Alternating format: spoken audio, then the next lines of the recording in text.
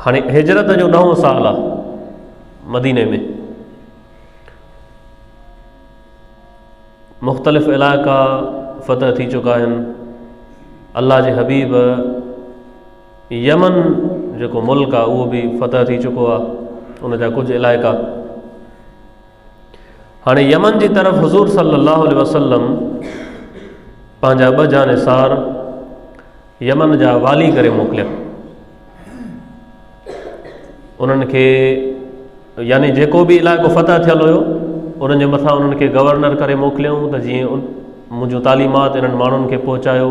जेके ग़ैर मुस्लिम आहिनि उन्हनि खे इस्लाम जा हुकुम ॿुधायो, जेके मुस्लमान आहिनि उन्हनि जे विच में फ़ैसिला कयो जीअं इस्लामी तौरु तरीक़ो उते शुरू थी वञे। हज़रत अबू मूसा अशरी रज़ी अल्लाहु अन्हु ऐं हज़रत मुआज़ बिन जबल रज़ी अल्लाहु अन्हु, इहे 2 सहाबी आहिनि जिन खे मदीने वारे साईं यमन जी तरफ़ मोकिलियो। हुज़ूर अलैहिस्सलातु वस्सलाम नसीहतूं बि कयूं। ये वॾा जलीलुल क़द्र साहबी आहिनि हज़रत मुआज़ बिन जबल रज़ी अल्लाहु अन्हु, उहे हस्ती आहिनि जंहिं शुरू में बैअत अक़बा में जॾहिं हुज़ूर सल्लल्लाहु अलैहि वसल्लम मके खां मदीने हिजरत करण जे लाइ मदीने जे माण्हुनि खां बैअत वरिती त मां तव्हां ॾे ईंदुमि, हे मुंहिंजूं शर्तूं आहिनि, वाइदा आहिनि, उहे मूंसां कयो। उन्हनि बैअत कई। उन्हनि में हज़रत मुआज़ बिन जबल शामिल हुआ। जंग बदर में शिरकत कयूं, जंग उहद में शिरकत कयूं, यानी शुरू जे ॾींहंनि में आकाए दो जहां जा जानिसार थी विया। इस्लामी तालीमात ते अबूर हुयो, क़ुरान ते अबूर हुयो, हुज़ूर जे अहकाम उन्हनि खे यादि हुया। बहितरीन काज़ी हुया, हुज़ूर जे दौर में फ़तवा ॾींदा हुआ। को मसइलो कोई पुछंदो हो त उन्हनि खे ॿुधाईंदा हुआ क़ुरान ऐं हदीस मां। हाणे उन्हनि खे हुज़ूर जन यमन मोकिलिनि था ऐं नसीहत था कनि त ए मुआज़, बुख़ारी शरीफ़ में बि आहे, हज़रत इब्न अब्बास सां मरवी आहे, ए मुआज़ तूं वञे थो, तुंहिंजी मुलाक़ात यहूदियुनि सां ईसाइनि सां थींदी। उन्हनि खे इस्लाम जी दावत ॾिजांइ, इस्लाम जा अहकाम उन्हनि खे ॿुधाइजांइ। जॾहिं उहे तुंहिंजी दावत क़बूल कनि त उन्हनि खे इहो बि ॿुधाइजांइ त अल्लाह साईं हिन दीन में ज़कात फ़र्ज़ु कई आहे। पोइ जेकॾहिं तोखे ज़कात ॾियनि त तूं उन्हनि खां ज़कात वठी, यानी उन्हनि खे इहो ॿुधाइजांइ त हीअ ज़कात अमीरनि खां वठी फ़क़ीरनि में ऐं मिसकीननि में विराइबी आहे। पोइ अमीरनि खां वठी मिसकीननि ऐं फ़क़ीरनि में विराइजांइ।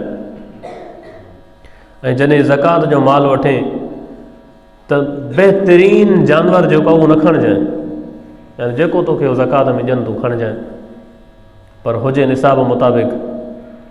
ऐं कॾहिं बि मज़लूम सां ज़्यादती न कजांइ, छो त मज़लूम जी बददुआ ऐं रब जे विच में कोई बि हिजाब न हूंदो आहे। यमन जो गवर्नर थी थो वञे हज़रत मुआज़ बिन जबल, उनखे मदीने वारा साईं नसीहतूं कहिड़ियूं था कनि। आहे असांजे हुकुमराननि में हीउ हाल जेको इस्लामी तर्ज़ हुकुमरानी आहे या हुज़ूर जा जेके अहकाम आहिनि पंहिंजे साहिबनि खे, इहो सबक़ु आहे न असांजे लाइ, असांजे हुकुमराननि लाइ, असांजे लाइ, या जेको अॼु तव्हां मां सुभाणे अलाह साईं उनखे कोई बि मनसब अता थो करे उन्हनि जे लाइ। हज़रत मुआज़ खे मदीने वारे साईं फरमायो त मज़लूम जी बददुआ खां बचिजांइ। जॾहिं इंसान कंहिं सीट ते पहुचंदो आहे न त पोइ उहो पाण खे सम्झंदो आहे त सभु कुझु मुंहिंजे हथ में आहे, मां हर शइ जो मुख़्तार आहियां, मूंखे पावर आहे, मां जेको वणे कयां।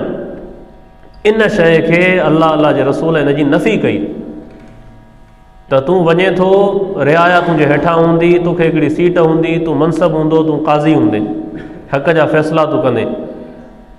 हमेशह मज़लूम जी बददुआ खां डिॼजांइ, छो त रब जे ऐं उन जे विच में कोई बि हिजाब न आहे। उहो डायरेक्ट अल्लाह जी बारगाह में उनजी रसाई आहे। इहे नसीहतूं कंदे हज़रत मुआज़ बिन जबल मदीने खां जॾहिं रवाना थिया आहिनि त एॾो हुज़ूर जो पंहिंजे साहब सां प्यार हुयो इन्हनि हस्तियुनि सां, जो घोड़े ते सवार थी चुको आहे हज़रत मुआज़ बिन जबल। हुज़ूर अलैहिस्सलातु वस्सलाम नसीहतूं बि कनि था। हाणे हू घोड़े जी पुठीअ जे मथां वेठो आहे, सवार थियल आहे, मदीने वारा साईं पंधु आहिनि, हलनि था। त अलविदा चवण जे दौरान हुज़ूर सल्लल्लाहु अलैहि वसल्लम नसीहतूं बि कंदा था वञनि ऐं उनखे अलविदा बि चवनि था। हज़रत मुआज़ दिलि में सोचे थो त अल्लाह जो महबूब पंधु मां मथे घोड़े ते लहण पियो चाहे, हुज़ूर जो हुकुम हुयो न बसि वञो। हाणे वञो त उहो चए पियो त या त साईं जन बीहजी वञनि त मां हलियो वञा। घोड़ो बि हले थो, हज़रत मुआज़ घोड़े जे मथां वेठो आहे, मदीने वारा साईं पंधु था हलनि, पंहिंजे ग़ुलामनि सां इहा मोहबत आहे। उहो मदीने खां ॿाहिरां नसीहतूं कंदे कंदे कंदे मदीने वारे साईं फरमायो, ए मुआज़, शायदि हिन साल खां पोइ ईंदड़ साल या जॾहिं बि तूं मोटंदे असांजी मुलाक़ात न थिए। तोखे जेको मां मोकिलियां थो, शायदि असांजी वरी मुलाक़ात न थिए। थी सघे थो तुंहिंजो गुज़र मुंहिंजी मस्जिद ऐं मुंहिंजी क़बर जे भरिसां थिए। हज़रत मुआज़ थो चए त मां अंदर में इहो फ़ैसिलो कयो त जे मुंहिंजे वस में हुजे त मां पंहिंजो इहो सफ़र छॾे ॾियां, मदीने में ई रहां, पर हुज़ूर जो हुकुम हुयो त तव्हांखे इस्लाम जी ख़िदमत करणी आहे। मां जवाबु न ॾेई सघियुसि। मूंखे धकु लॻी वियो त जेको हुज़ूर अलैहिस्सलातु वस्सलाम फरमाइनि था इहो ईअं ई थींदो, मुंहिंजी मुलाक़ात न थींदी मां जॾहिं वापसि ईंदुमि त। यमन रवाना थी विया। उते जॾहिं हुज़ूर जा इहे इरशाद ॿुधनि पिया त अजीब क़िस्म जी कैफ़ियत तारी थी वई त हाणे मां कीअं मदीने वारे साईं खे जवाबु ॾियां त साईं मूंखे छॾ, मूंखे मदीने में रहणु ॾे, मां तव्हां सां गॾु हुजां। हुज़ूर जो हुकुम आहे, इहे ग़ुलाम कीअं पोइ ते कनि। ऐं मुआज़, तुंहिंजी मुलाक़ात मूंसां न थींदी, हा तुंहिंजो गुज़र मुंहिंजी क़बर ऐं मुंहिंजी मस्जिद जे वटां ज़रूरु थींदो जॾहिं तूं वापसि मोटंदे। ख़ैर उहो वक़्तु आयो जॾहिं हज़रत मुआज़ यमन हलियो वियो। जॾहिं वापसि आयो, फ़ोन जो ज़मानो त न हुयो न, ख़तनि जो सिलसिलो हुयो। उहे बि ख़त बि एॾा मुश्किल हूंदा हुआ जो हिकिड़ो ख़त मोकिलींदो त महीननि में वञी ॿिए मुल्क पुॼे। वरी इन जी बि का गारंटी न हूंदी त को ख़त पुॼे त रस्ते में सहरा जो सफ़र आहे। कई हलाक बि थी वेंदा हुआ मुसाफ़िर, पाणी जे न हुजण जे करे, सहरा जे करे। पोइ इहे मुश्किल रस्ता हुया। ख़त मिलण बि वॾी ॻाल्हि हुई। जेकॾहिं कंहिंजी हयाती बची वई त ख़त मिलंदो, न त बसि। हज़रत मुआज़ तो फरमाए, जॾहिं मां वापसि आयुसि त मसनद ख़िलाफ़त ते हज़रत अबू बकर सिद्दीक़ तशरीफ़ फरमा हुया। अल्लाह जा महबूब हिन असांजी ज़ाहिरी दुनिया में असांजी अखियुनि जा न हुया।